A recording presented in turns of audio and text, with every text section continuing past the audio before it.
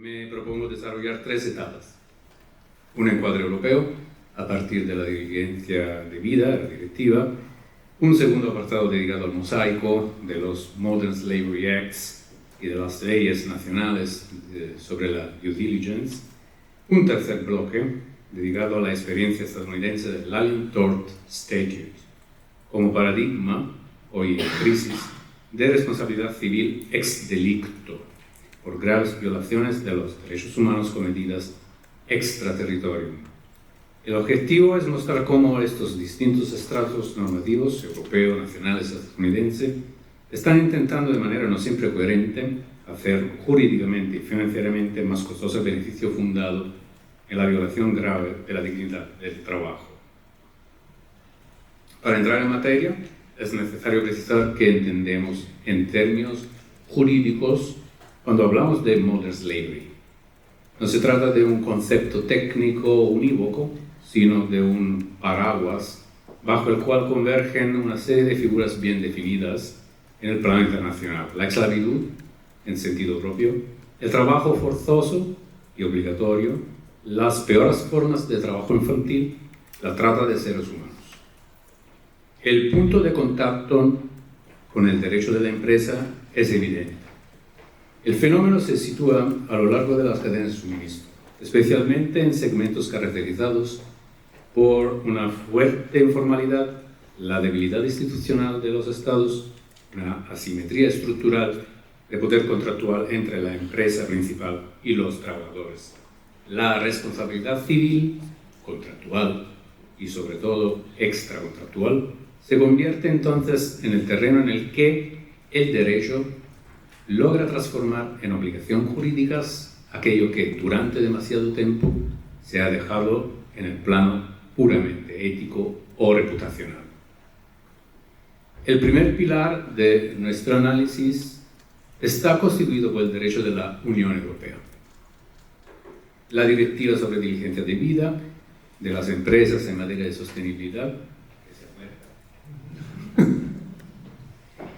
o que duerme. Como decía el profesor Portillano, nessun dorma, pero la diligencia de vida se duerme.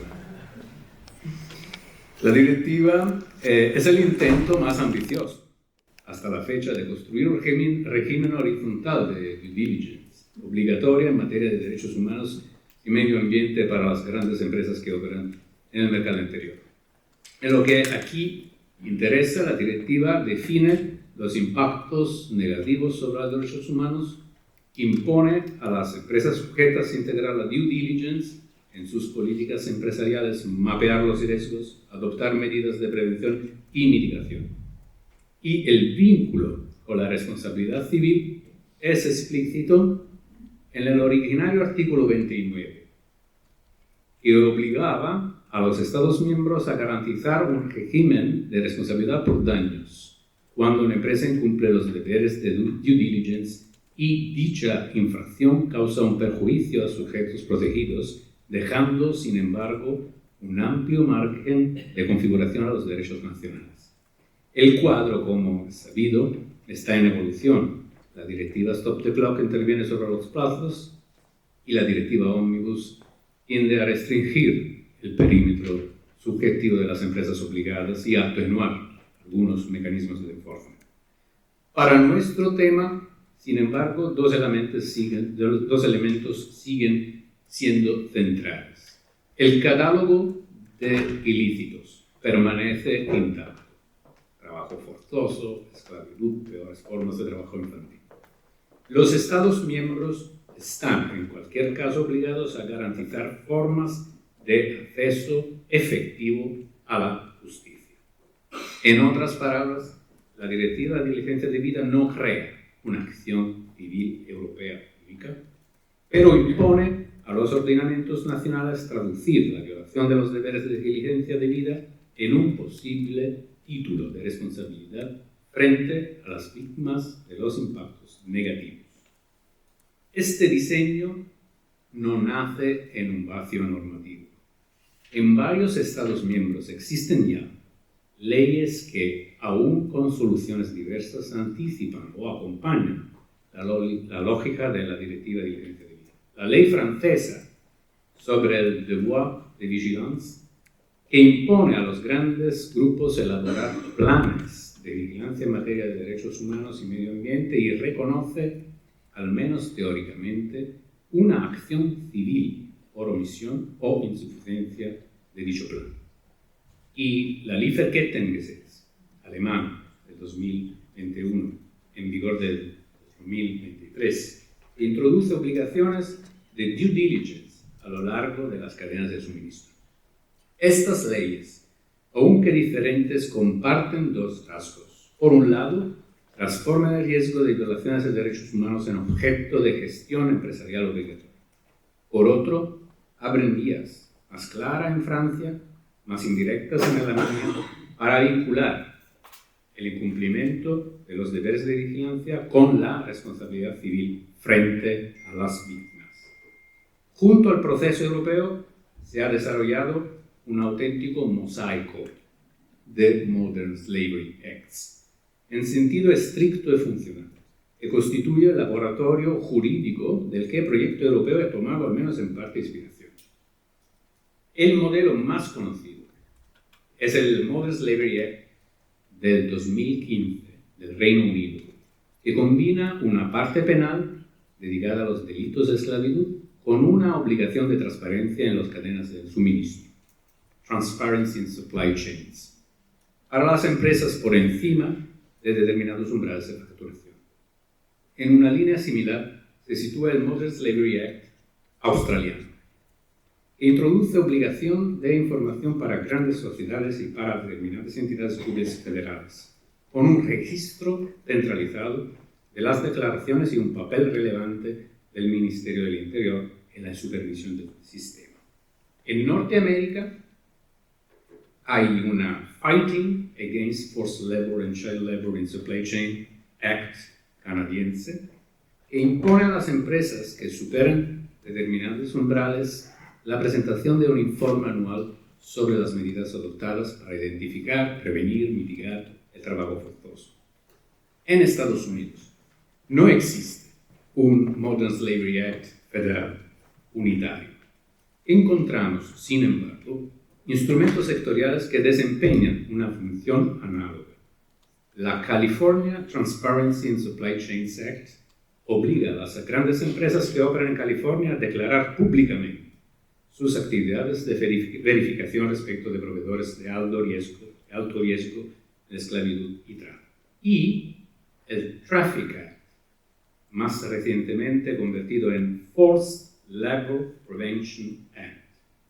Funcionan como verdaderas prohibiciones de importación para mercancías sospechosas de incorporar trabajo forzoso, desplazando el centro de gravedad de la responsabilidad al plano aduanero y comercial. Paso al tercer bloque, el Alien Tort Statute, que representa uno de los intentos más fascinantes y controvertidos de utilizar la responsabilidad civil para abordar graves violaciones de derechos humanos cometidas en el extranjero. El Alien Tort Statute, hoy codificado en el artículo 28 del United States Code, es una disposición que atribuye a los tribunales federales competencia para conocer de acciones civiles interpuestas por un extranjero por un tort cometido en violación del derecho de gentes o de un tratado de los Estados Unidos. Durante casi 2 siglos, el texto permaneció inactivo, hasta la célebre decisión Filártiga versus Peñairala, del Tribunal de Apelación del Segundo Circuito, que transformó el Alien Tort en un instrumento de Human Rights Litigation. Un ciudadano paraguayo podía demandar ante un tribunal federal estadounidense a un exfuncionario de la policía paraguaya por actos de tortura cometidos en Paraguay. A partir de ese momento, el Alien Tort se ha utilizado respecto a un amplio abanico de violaciones consideradas parte del derecho internacional consuetudinario, tortura, genocidio, etc. Esta fase expansiva ha sido progresivamente limitada por el Tribunal Supremo de los Estados Unidos y, por último, en el caso Nestlé USA versus Doi, el tribunal, sin negar que la esclavitud infantil en las plantaciones de cacao de Costa de Marfil pueda constituir una violación de derechos de gentes, rechaza la demanda por falta de una aplicación doméstica suficiente. La conducta relevante de las empresas Nestlé y Cargill se desarrollaba casi integralmente en el extranjero, y las actividades de dirección o de supervisión realizadas en Estados Unidos no bastaban por sí solas para superar la presunción contra la extraterritorialidad.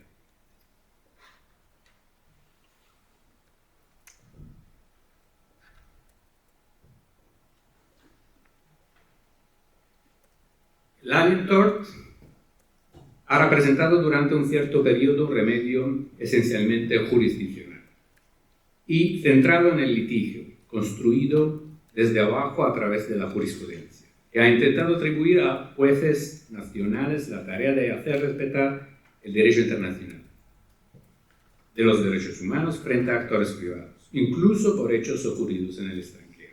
Pero la pregunta es hoy, ¿cómo hacer compatible con los incentivos económicos un modelo de capitalismo en el que los beneficios derivados de la modern slavery no sean solo moralmente reprobables, sino también jurídicamente insostenibles y económicamente desventajosos? La respuesta, a mi juicio, no puede confiarse ni a una sola directiva. Requiere un ecosistema normativo en el que las empresas internalicen en su propia gobernanza el riesgo de violaciones de derechos humanos como riesgo jurídico y financiero.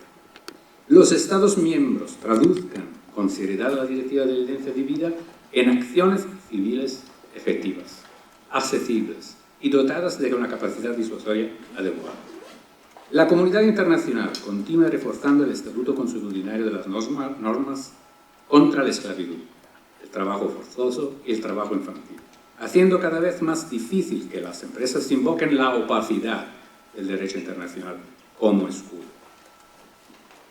Entonces, me permiten cerrar con una imagen de la tauromaquia, que hoy ya se ha dicho, sí, pero vamos a seguir en esa línea.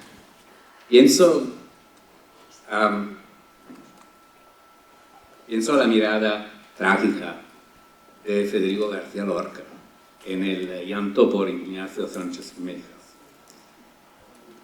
En la arena a las 5 de la tarde. En la arena no se puede fingir. El torero podrá ser más o menos elegante, más o menos afortunado, pero no puede evitar el encuentro con el toro. En un momento determinado, bajo el sol y ante el público, la verdad se impone. O se enfrenta al animal o se le elude, transformando el espectáculo en una farsa peligrosa. Nuestra transición energética se parece cada vez más a una gran corrida jurídica y económica. En la arena del mercado global entran la Unión Europea, las grandes empresas multinacionales, los estados terceros proveedores de materias primas, los inversores, los consumidores. Y en el centro de la plaza hay un toro que todos ven, pero que muchos fingen no ver. Las formas modernas de esclavitud que habitan las cadenas de valor. Las normas de las que hemos hablado son, si se quiere, el traje de luces con el que el ordenamiento viste al torero. Pueden ser más o menos sofisticadas, pero no sustituyen el momento de la verdad. Ese momento llega cuando un consejo de administración, un juez, una autoridad de control deben decidir si aceptar o no un beneficio que se apoya directa o indirectamente en el trabajo forzoso, en la trata de seres humanos o en la explotación infantil. O aceptamos que una parte de nuestro bienestar se sostenga sobre condiciones de casi esclavitud, o reconocemos, como el buen torero, cuando sale al centro del ruedo, que ya no es posible dar a la espalda al toro, sin perder no solo la faena, sino la propia legitimación para estar en la arena. Muchísimas gracias.